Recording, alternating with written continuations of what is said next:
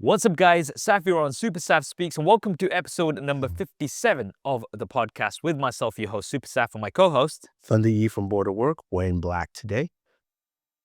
Yeah, look at that. We're both in black.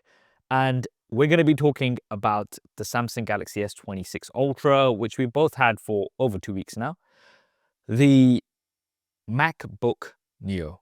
I'm actually using this here at the podcast, and we're really going to be talking about it and if it's actually worth your money. And finally, the iPhone 17e. So we'll also be reviewing that. Just 3 topics, but they're going to be quite in depth, right? Yeah. So let's kick off straight away with the Samsung Galaxy S26 Ultra. Now, having used it for a couple of weeks, there's a lot to like about it, but there's also been some controversy. So let's address the display initially.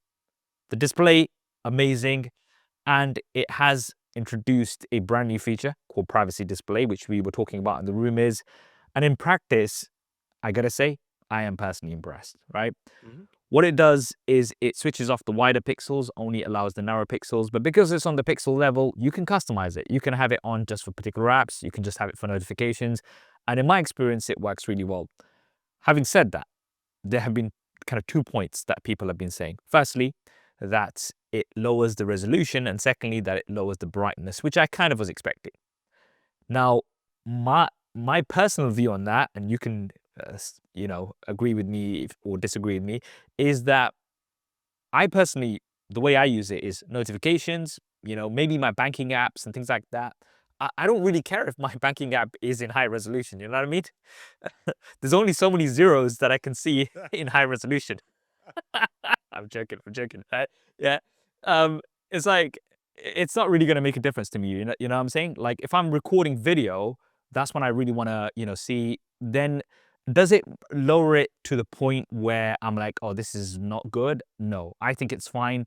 My personal usage is only particular apps that I have it switched on for, and those apps, I don't necessarily need the highest resolution or the highest brightness. So if it does lower it slightly, I'm okay with it. What about you?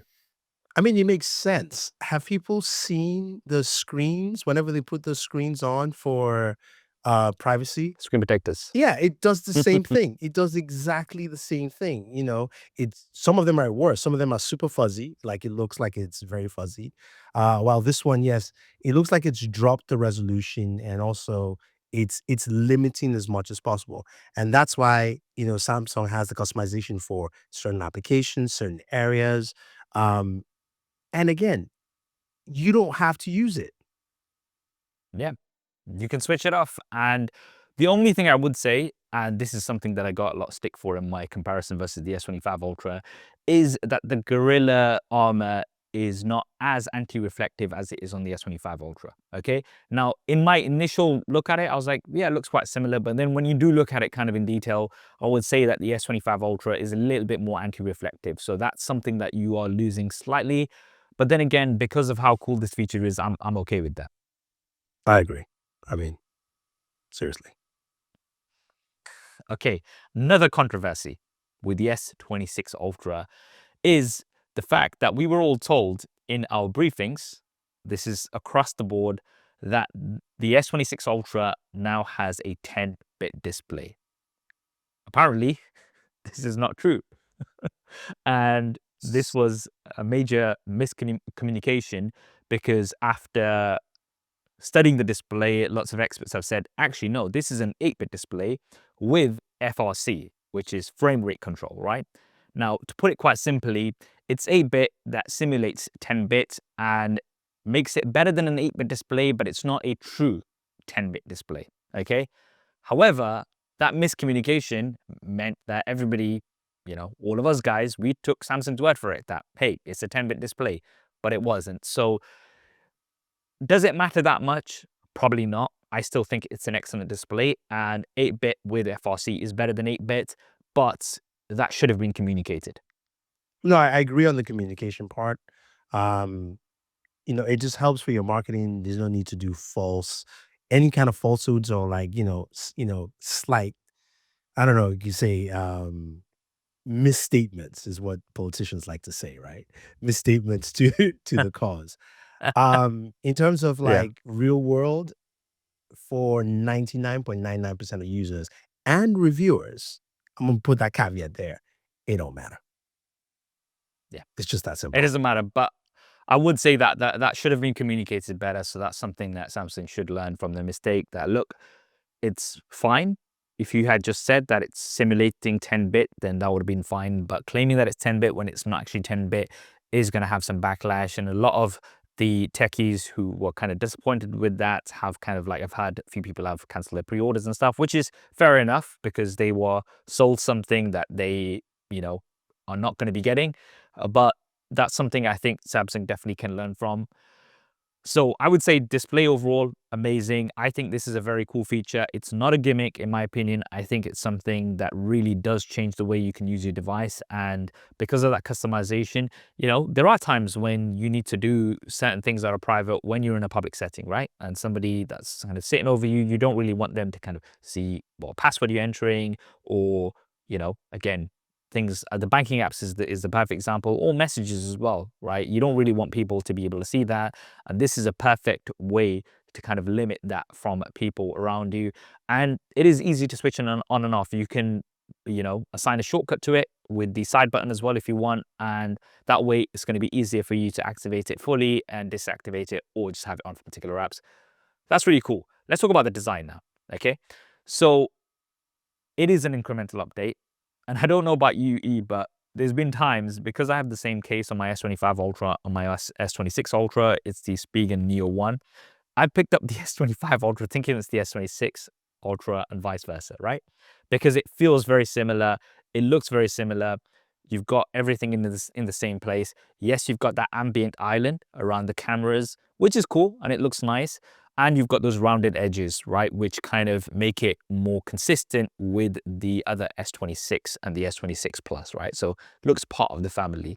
But there is that element of it is very similar. Would you agree?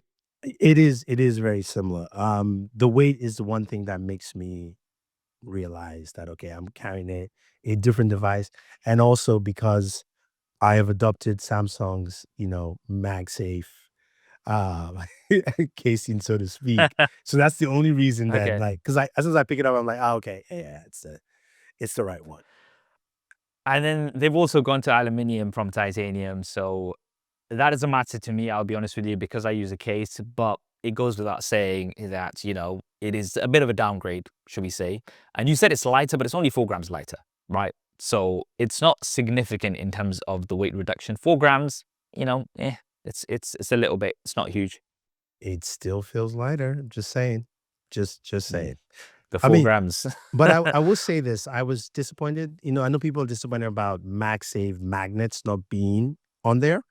I think Mm. Samsung needed to educate people well enough, at least for the Ultra, because I did notice it when I have my MagSafe like carry ring behind it, my S Pen basically falters, and that's because the S Pen creates a magnetic field while you use it to write and charge. So a magnet on there Mm. basically, causes issues for that S Pen. So they should have stated that clearly for people to understand that, hey, look, the reason we don't have magnets is because of this. This is just clearly the reason here. And then at least a lot of people won't complain about it. I mean, that's again, going back to communication, it's another level of like just letting people know, and it eases a lot of tension, without stating it. I, I I completely agree because from what I heard initially was that 99% of people use cases. So that's the reason why we feel that we don't need to put magnets in there. But if you told me the real reason is because of the S Pen, I'd kind of be, because I like the S Pen, I'd kind of be like, okay, fair enough. That's something that I can accept, right? Mhm. So having magnets inside the device would impact the S Pen and would interfere with the S Pen. And if you told me that clearly, then I would be like, you know what, this is a bit better. So once again, Samsung communication there, right? Okay, let's have a bit more of that. Yeah. Now, one thing that we do have to mention, right? When we were covering the leaks and rumors, one of the early leaks was that there's going to be an orange version. There is not an orange version, okay? So we have to kind of take that back. Look, we were basing it on the leaks and rumors at that time, and those leaks were of the orange version. Maybe after we roasted it, Samsung decided, guess what? Let's hold back on the orange version. Let's not do the orange version. That might have been the case. I don't know, right? But what I'm saying is that the orange version which we saw in the leaks, was not there. So we can take back the roasts that we were giving Samsung earlier on in the leaks and You rumors. know what? Maybe, and I had this conversation with Danny Wingate. I think maybe we overdid it because I looked at the array of colors. MWC. We also had like a chance to basically do some hands on. I wasn't able to go to unpack, so I looked at all the colors there, and I was like, these colors are a bit too dull. There's nothing that stands out. I mean, I kind of wish Mm, that orange was there, or at least they gave me a different color that was just bright. Something else that could stand out because dare I say, the best looking color for me this year is the black, and I usually don't pick it. I mm. usually don't pick it. Thus, me wearing the black shirt today. It's probably why. Well, there's also the exclusive colors, like the Silver Shadow Mhm. and I forgot what the other one was. Silver Shadow and Pink Gold, Yes, pink gold. right? Yeah. If you want to, if you want to pick those up, there will be some affiliate links down in the description below. They'll give you in the UK double the storage and 5% off using my code. In the US, you no longer get double storage, right? So Mm, that's another thing. You no mm, longer get double the storage, but you do get up to $930 of trade-in credit. So if you've got an S25 Ultra, for example, and you're like, you know what, I think I want to go for the S26 Ultra, you can trade that in, you get $930 off, or you can just get up to $180 without a trade-in. So you get Samsung credit, so you can maybe get the Buds 4 Pro or something like that. You can put the credit towards that. So there are those offers there. But let's talk about that because Samsung has traditionally, pretty much always, given double the storage when you pre-order the new Galaxy device, right?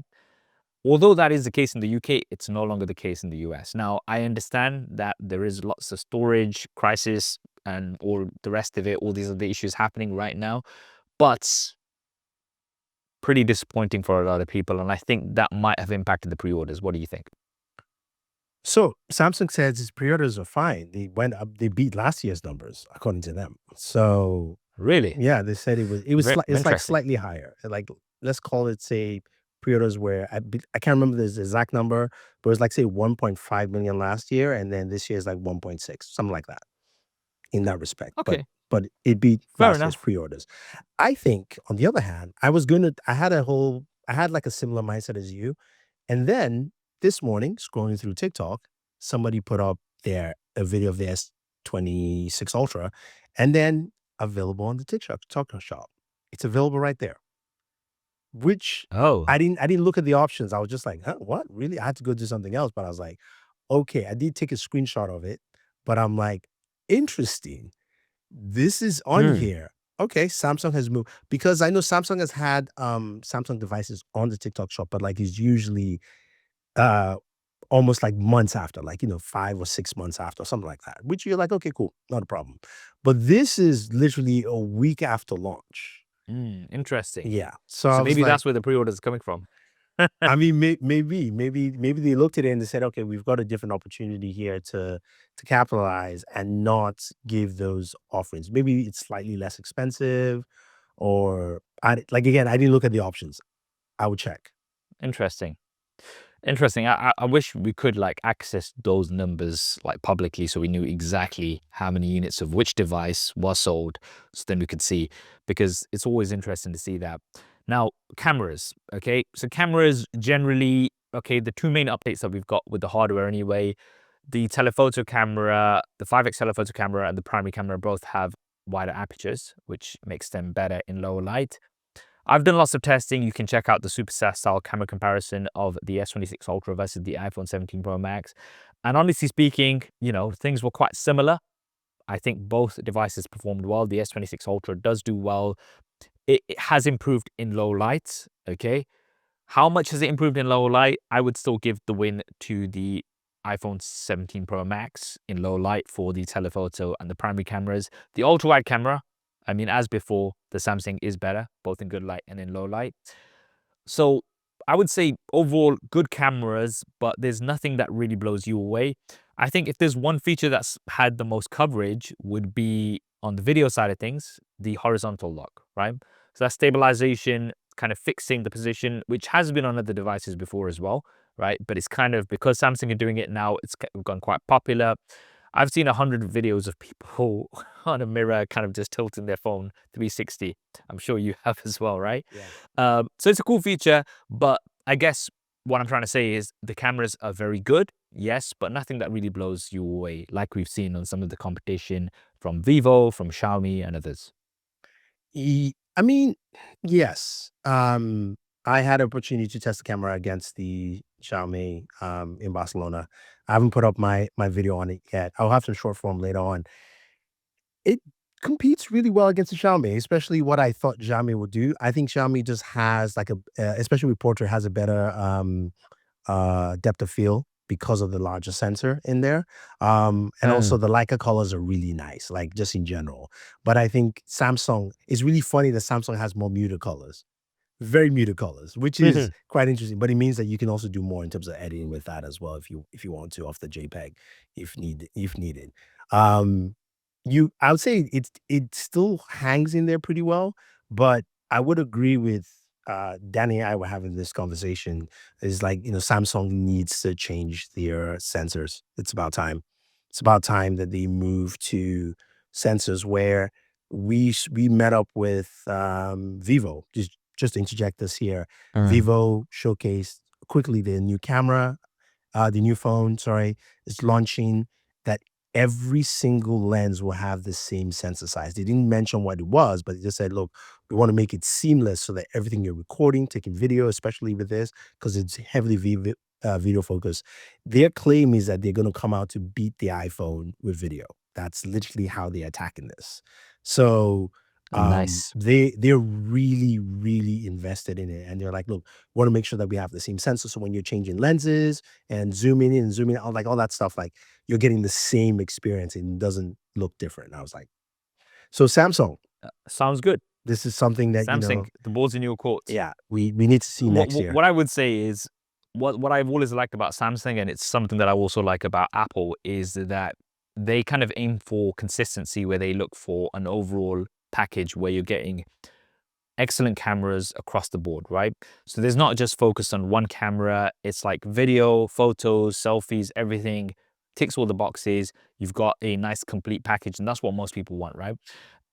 But I do agree that on the Android side, at least, we've got a lot of competition coming in. So maybe, there are rumors that the S27 Ultra will have a new sensor, at least for the primary camera. And that's something that I definitely would like to see. Now, the next thing I want to talk about is the performance. So this is powered by the Snapdragon 8 Elite Gen 5 for Galaxy, which is a terrible name, but regardless, that's what we have. What has been your experience in terms of the performance compared to other devices? I mean, it's a beast. It's the best processor in the land. It's been the best processor in the land since it launched in October. And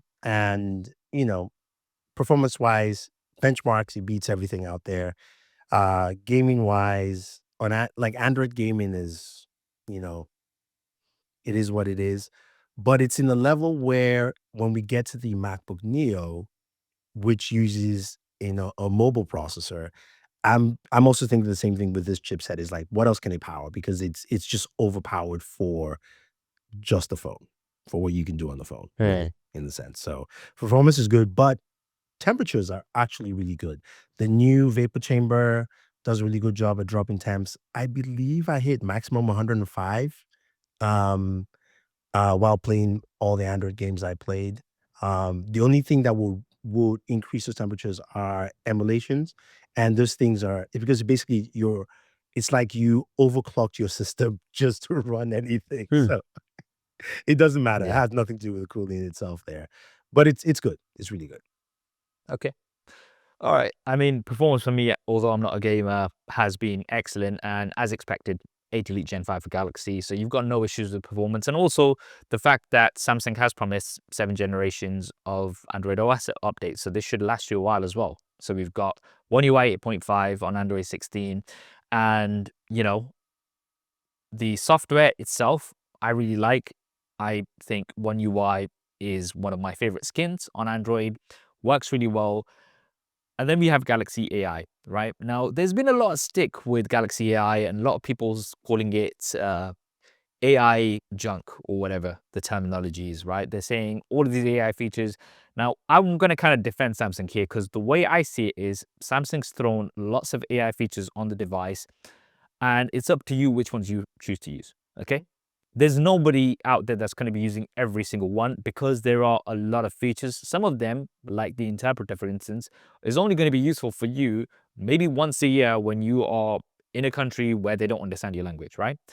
Okay, so very specific use case. Obviously, you're not going to be using that every day. But, one feature that I've absolutely loved is the audio eraser feature. Okay, because before you had it on videos that you recorded, but now you can go onto YouTube, Netflix, and there are so many situations where you're trying to listen to something and somebody's got some really loud background music on, or there's some noise in the background. You can just go in and you can just live literally on there. And it also works on live streams, which is crazy. So if somebody's doing a YouTube live stream, you could actually go in and be like, okay, I hate that background noise. Let me just go and remove it. Like, these are certain AI features which are very, very useful. Now, photo assist, for example, right? Removing people from the background, things like that. It's going to do that better. It's going to reduce the resolution slightly as well, which is obviously not great. Yes, some of the things I understand where it's like, oh, it's fun. Let me, change the color of my jacket or do something fun like that. You're not going to use those all the time, right?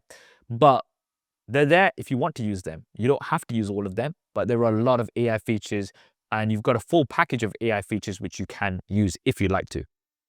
Oh, I agree. I think to me, I've liked almost all of them. Even, like the AI photo assist where especially the ones with, sorry, what's it called again? Where you can chat and just describe the scene and what you want to do. I took a photo of it was supposed to be like our listening room where we could listen to music. It's my son's playroom, pretty much. And so It's taken I over. took a picture of like a corner with all his toys, and I said, you know, show turn this into a gaming room, and he turned it into a full gaming setup.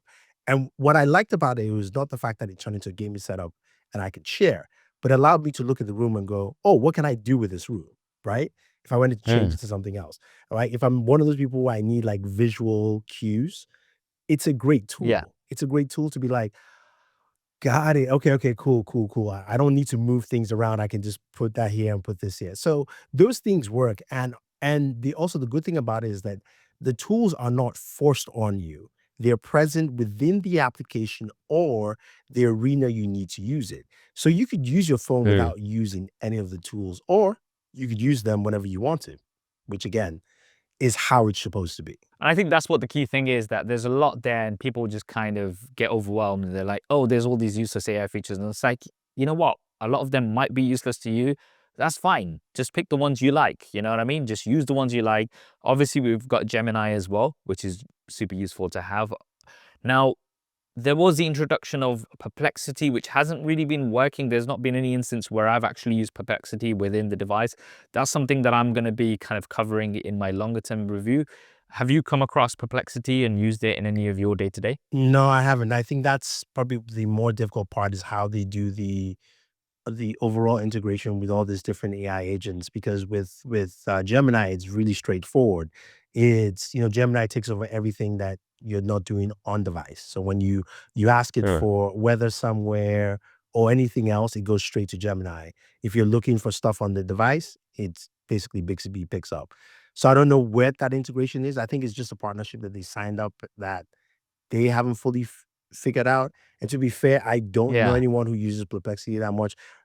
Claude is the new thing, right now that not new, but Hmm. it's the it thing, sorry, that people use. So it just all Yeah. depends on how these things flesh out down the line.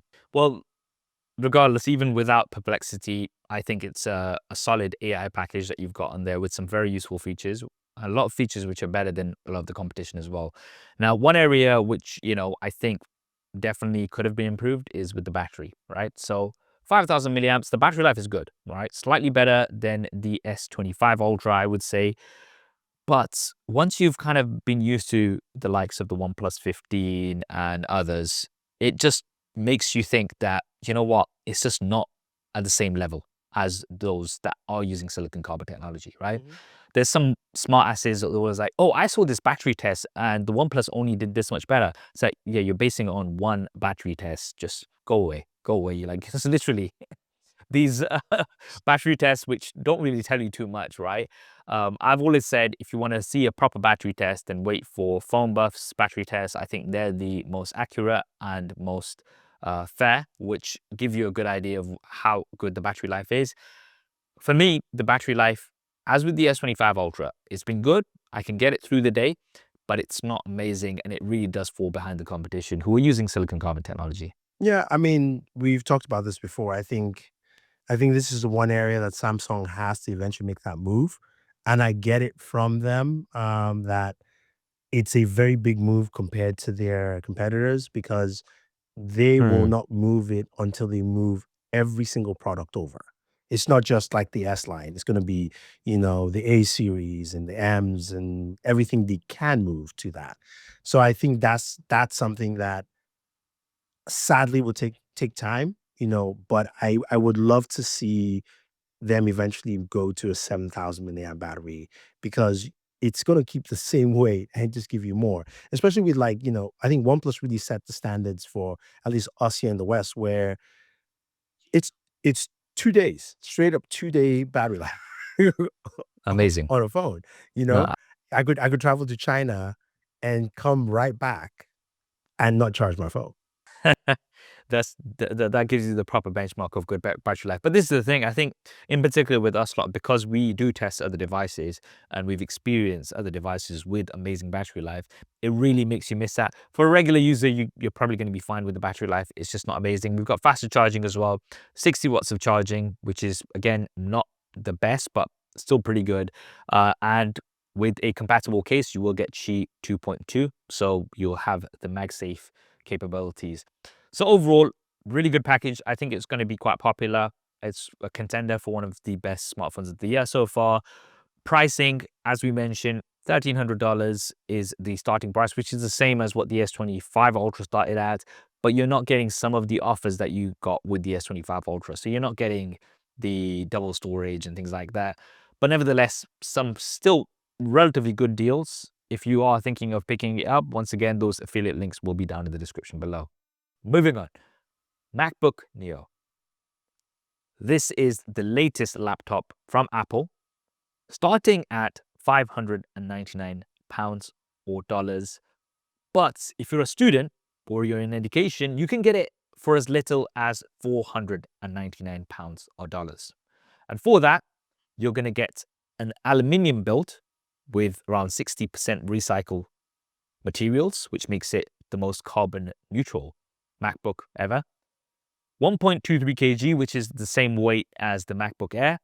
Comes in 4 interesting colors, pretty vibrant. So you've got silver, blush, a citrus, which I have here, as well as an indigo.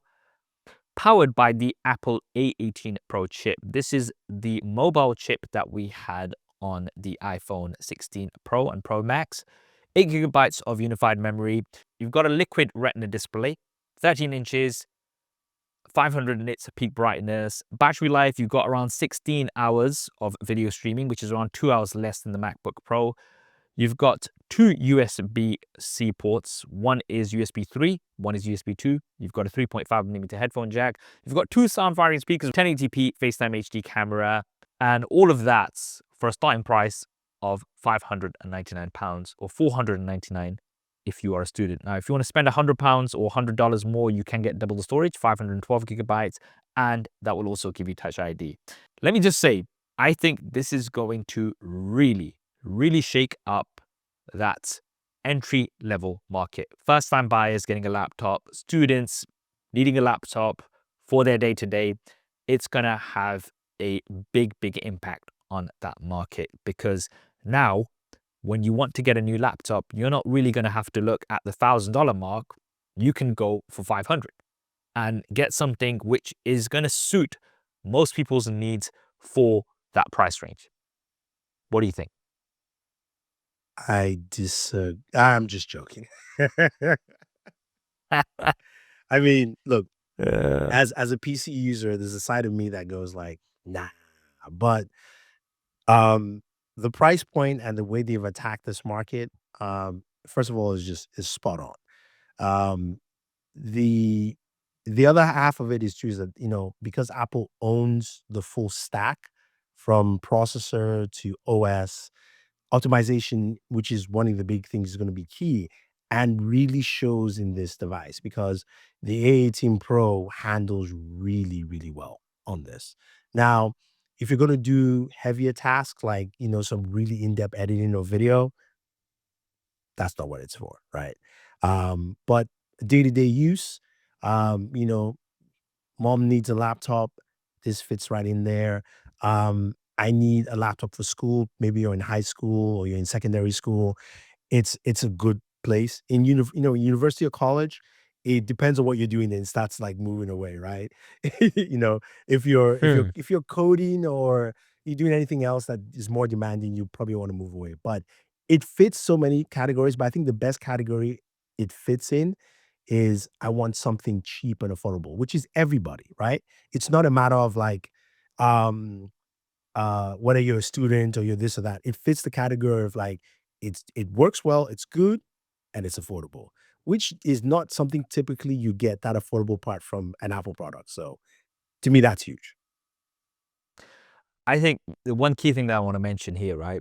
I know so many people who are through and through Apple users, okay? They have an iPhone, they have an iPad, they swear by Apple, but they'll always have a Windows laptop or a Chromebook, okay? Now, the main reason for that has traditionally been because if you want an entry-level MacBook, you're going to have to put down £1,000 for the MacBook Air, right? Yeah. That's your entry level MacBook. That's a bit too much. That's a bit out of reach. Most people are like, you know what? I don't do anything crazy on I'm going to be browsing the web. I'm going to be doing my work in university or college. I'm going to be typing some Word documents. I'm going to be watching a few bits here and there, maybe doing some presentations, etc. And I can only spend around £500 to £600, right? Now, that there wasn't really anything there unless you wanted to get something secondhand and then you're thinking about the warranty and things like that. There wasn't really something there that you could just pick up brand new from the shop that would tick those boxes. I think Apple have done a genius move here because it's going to really shake things up. A lot of laptops, a lot of Windows laptops in this price category, they'll generally have a plastic build. You pick up the MacBook Neo, straight away it feels premium. Okay, you're touching metal through and through. You have a very bright display as well. You have the stereo speakers. Again, a lot of these things you have to kind of compromise on for laptops around that price point. Now, there are going to be some people saying 8 GB of unified memory. Honestly, if you're saying that, then this isn't for you. Go for the MacBook Air. Go for the MacBook Pro if that's what you want to do, right? Or a Windows laptop, maybe a gaming laptop or something like that. But this is for that first-time buyer, for that student, right? And if you're not a student, I'm sure you know somebody who's a student that you could get the discount from, right? I'm not saying you need to do that. I'm not saying you should do that. But hey, it's an option. So I think it's going to be a real market changer. Like it's really going to shake things up in that 500 to £600 mark for laptops. So have using has performance been for you? Like let's get into some of that category. Okay. So can you edit video on the MacBook Neo? That's what I wanted to see. So what I did is I downloaded Adobe Premiere Pro, okay? I got video that I shot on my iPhone at 4K and I edited it on the MacBook Neo. And guess what? It was fine. Like I could actually edit this video. Now, granted, was I doing any heavy VFX or anything? No. I was just doing general 4K editing on my timeline in Premiere Pro.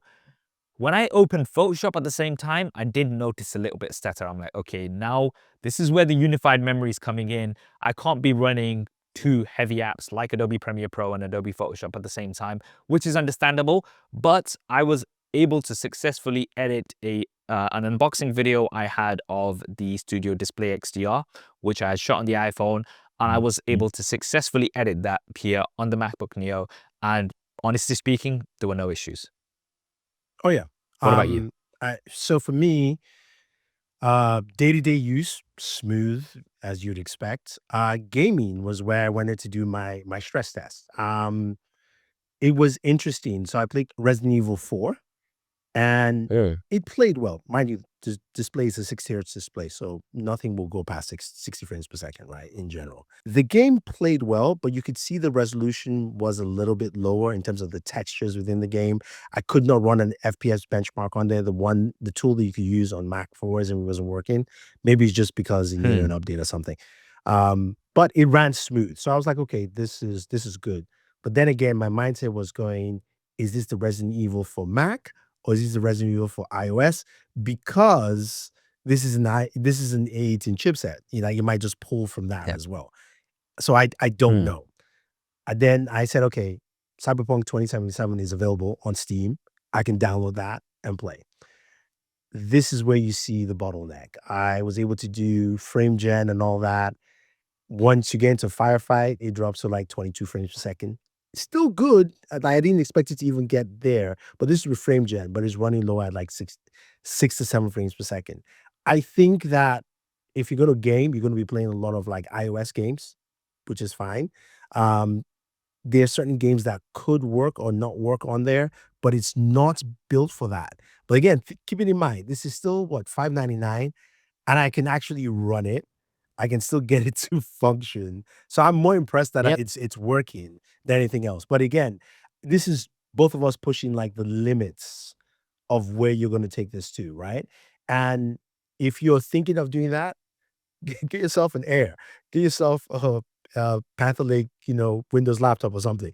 Get something else that costs more because it's not this. This is the thing. I think you have to be realistic about that price point, right? I think Apple have gone for a good balance of, okay, for this price, what can we give that's going to be compelling? Now, obviously, it's not perfect. We've got no backlight on the keyboard, which is kind of a bummer. If you're a student and you want to be using this in your dorm room, you're trying to save electricity bills by switching the light off, right? You're not going to have that backlit experience. Fair enough. You've not got a haptic trackpad, which, to be fair, again, it's clicky. It's not bad. I know it's not haptic like the other MacBooks, but it's something that I can get over. You don't get a power adapter in the UK, right? Which is kind of surprising because in the US you do. You get a Yeah. 20-watt power brick. You don't get one in the UK. So that's something that you're gonna have to buy separately. So unless you do have a 20-watt power adapter lying around, you might have with your iPhone that you've bought anyway, which is fine because you can just use the same one. But if not, you're gonna have to spend about £20 more to get that. But regardless, I still think it's a very, very good deal. One thing that we were talking about when we were in London at the launch event was, is this going to cannibalize the sales of the world's most popular laptop right now? The best-selling laptop, which is the MacBook Air, right? Because that was the entry-level MacBook. If you wanted a brand new MacBook and you wanted it for the lowest price possible, you would buy a MacBook Air, right? Now comes this at almost half the price. I mean, if you look at the student pricing, then it's half the price, right? Okay. So a lot of people who would have gone for the MacBook Air may no longer go for it and may go for the Neo. It will. I think it will cannibalize the sales. Absolutely. I mean, just my own experience, anecdotal experiences. My wife's friends when the M1 came out, they all were like, "Okay, should I get an M1?" It's like five of them. I had to ask them, "What do you Hmm. do?" Went through the list, and I was like, just get an Air. They wanted to get a Pro. They were like, "I'm a Pro user." Hmm. I'm like, "No, you're not. You barely use it. You work off a browser." I was like, if I could Yeah. give you a Chromebook, I would, because you don't do anything on Hmm. this." So I think it's gonna cannibalize a lot once people realize what they do and what it fits into that category. I think it Hmm. might take a little bit of time for some people to understand because, to be fair, the people who just like, "Oh, I want the M because I've got the performance there." But I think it will cannibalize that market well enough that we might see some restructuring. And also, I think it's going to affect, not necessarily affect the MacBook Pro, but I think it's going to affect it even more than what the M1 did. Because once people realized that you could stay on an M and you didn't have to go to a Pro, because I remember, going to events and, I was carrying my, M1 and M2, no, was it M3 Air? And people were like, why are you using an Air to edit? I'm like, why do I need a Pro? Hmm. Like, I don't need it for any of this at all. And Yeah. they're like, yeah, you're right. I'm like, yeah, I'm at an event. I'm not doing that many effects. And even if I wanted to, I can do it on this device. So it doesn't matter. at any point. Mm. So I think it will, but I think it's just one of those things where we will see it probably next year properly once things gauge out. But again, Apple might fall into that predicament that they've fallen in the last couple of years, that each time they release a new M chip, we all go, it doesn't really matter because your M1 is still just as good as it is today. This is the thing. I think Apple really did change the game when they released the M series of chips, and the M1 was such a good chip that, I myself stayed on the M1 Max for my MacBook Pro, um, and I didn't switch over to the M2 Max purely because I was just like, it's going to be too much faff to transfer everything over. Yeah. And then I eventually changed over when it was the M3 Max, but that was purely because, my loan period was over and I was like, okay, I'll carry on using this, right? I think my bet is that Apple kind of looked at the numbers and they saw that they have more opportunity of picking up first time buyers with the Neo, and they're going to get so many more sales on that side of the market, which they didn't exist in before, compared to the MacBook Air. So they were like, you know what, we're happy to take the hit for the MacBook Air sales that will drop because of the MacBook Neo. But this way, we're going to get, first time buyers, we're going to get students into the Apple MacBook ecosystem, right? So they're going to be used to Mac OS now. And then guess what? When these students become professionals, maybe when they're a little bit older, they're not going to go back to a PC. They're just going to be like, I'm used to a Mac. I've been using the MacBook Neo for 5 years. I think that's Apple's long-term bet. They're like, let's get these users in early and let's play the long-term game, because once they're in the ecosystem, like they have been with the iPads, with the iPhones and stuff, they're going to stick inside this walled garden. They're going to have AirDrop. They're going to be able to mirror their iPhone onto the device. Everything's going to work perfectly in sync, right? And then they're never going to want to leave. And I think that's what they were betting on. I think it's going to be hugely successful for them. No, I think it will. Um, I think it's one where there's a part of me that wants to say like, okay, PC market is doomed, but I don't think it is. I've got another video comparing this laptop to two PCs at the same price point, which would be very interesting for people to see. But I think the problem with the PC game is that there are too many factors. It's not whether it's a good product or not, because they can always be a good product. It's just that there's Microsoft, there's a level of Microsoft, there's a lot of the processors, but I think the processors are fine now. That's almost solved. You've got Intel, Qualcomm, but then you have the manufacturers, right? Who's going to deliver quality product that just fits the build at $599? Because even if Microsoft were to tune Windows better, which can be done, and we've got our processors, it's who's not going to make it plastic.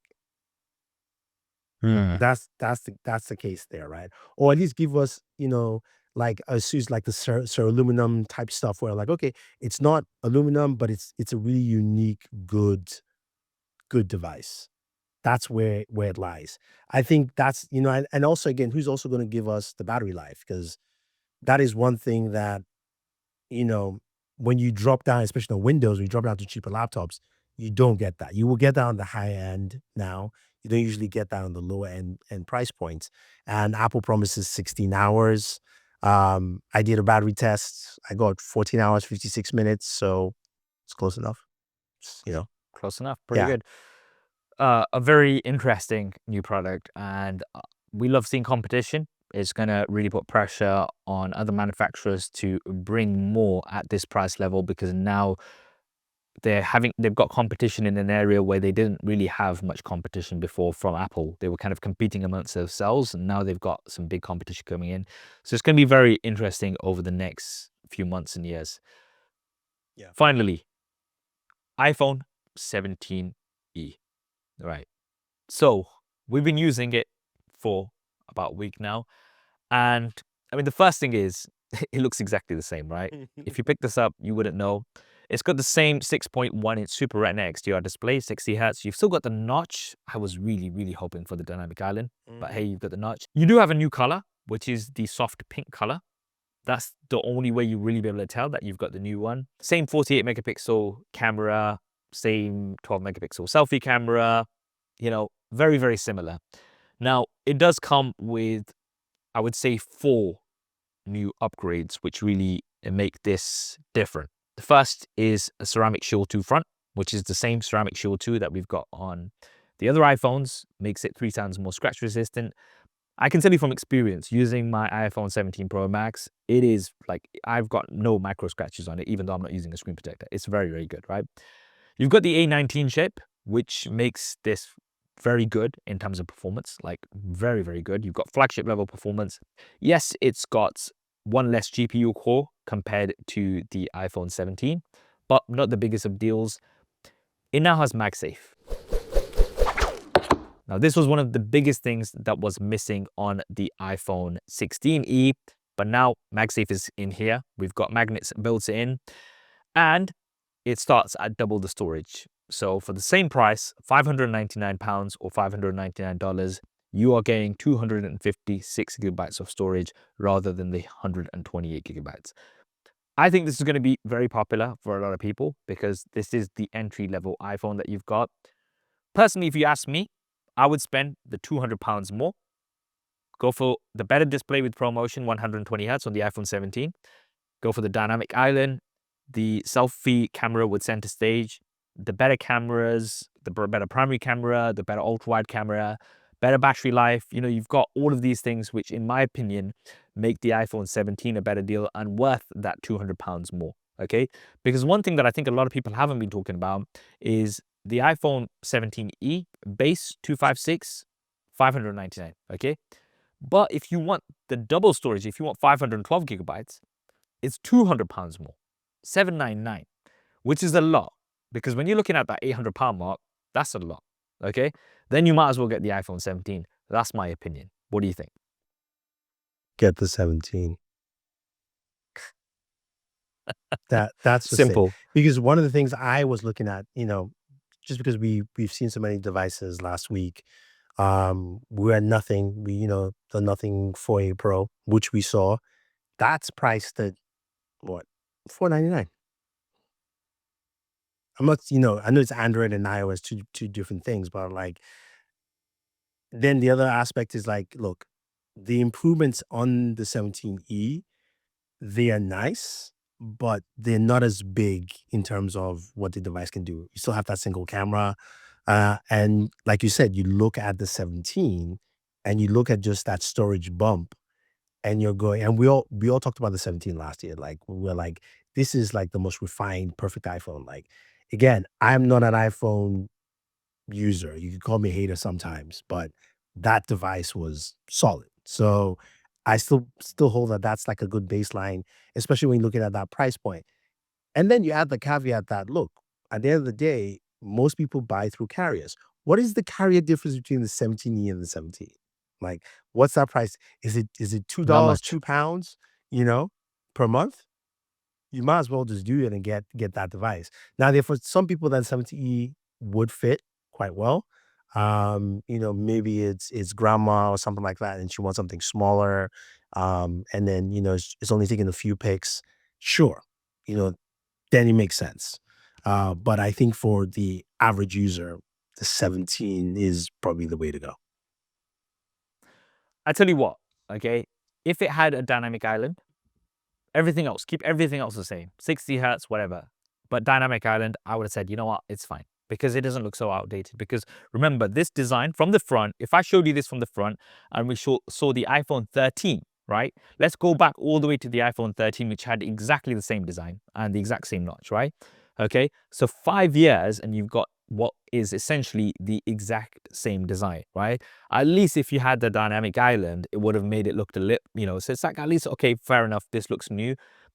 I think Apple will probably like, let's not do this because there were rumors that it was going to get the dynamic island, but I think Apple will probably like, nah, it's going to look too much like the iPhone 17, and then too many people are going to go for this instead of the iPhone 17, right? The iPhone 17, obviously, the more expensive product, the one that they're going to probably be making more profit on. So they're probably thinking, you know what, we don't have that separation, right? We don't want this to look too much like the iPhone 17 so that it puts people off buying the iPhone 17. Right now, there's that clear separation, and a lot of people will go for the iPhone 17, like we're saying. That's what I think. I agree. I think that that makes sense for Apple in that standpoint. Um, But it's just one of those devices where once I saw everything from the announcement, I was like, cool. Yeah. Let's I just mean, move. I didn't do a full length video for it. I was just like, it's just not worth my time to go through and do a full length video because there is so little that's different. Okay. I did a short form video covering everything, and I think that was sufficient because that did cover everything pretty much exactly the way I wanted it to. So I didn't have to go in depth for a full length video. So if you want to pick up the cheapest iPhone you can buy, maybe it's for your kids, maybe it's for grandma or whatever, then fair enough. You can go ahead and Excuse me, get did you the say iPhone kids? 17e. They're not getting a phone. No. Nowadays, nowadays kids all get involved, man. You gonna be in the Stone What's the age? Ages. What age is Noah gonna get a phone? 50.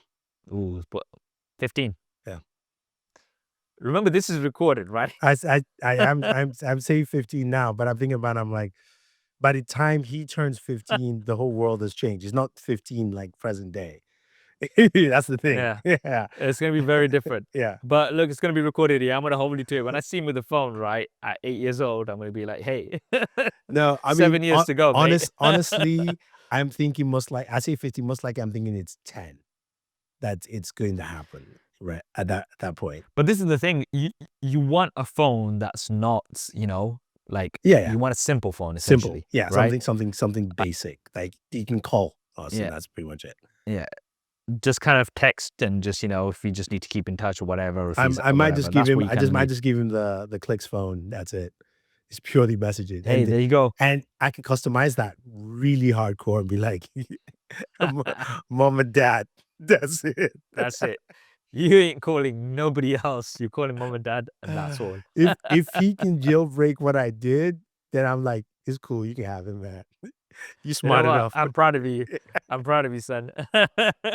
You deserve it. Yeah. I'm like, that's being Uh, resourceful. but That's what yeah, it is.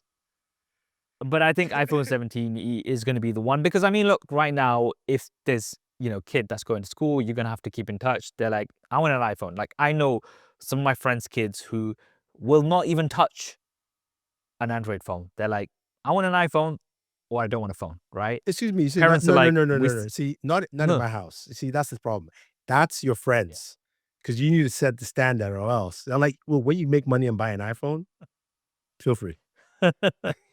Oh, trust me, the peer pressure for kids is crazy. I know. And if it is one of those, they'll be like, you know what? Okay, you get the iPhone 17e, fine. It does the job for you. You've got your iOS, you can stay in touch with us. You can AirDrop, which will have an Android soon as well. But it's going to be interesting to see what the trend is going to be with that. But I think it's still going to be popular, as I said, in those particular markets. I just would have liked to have had at least a dynamic island, which maybe we'll get for the iPhone 18e. We'll see. I mean, we'll have to wait.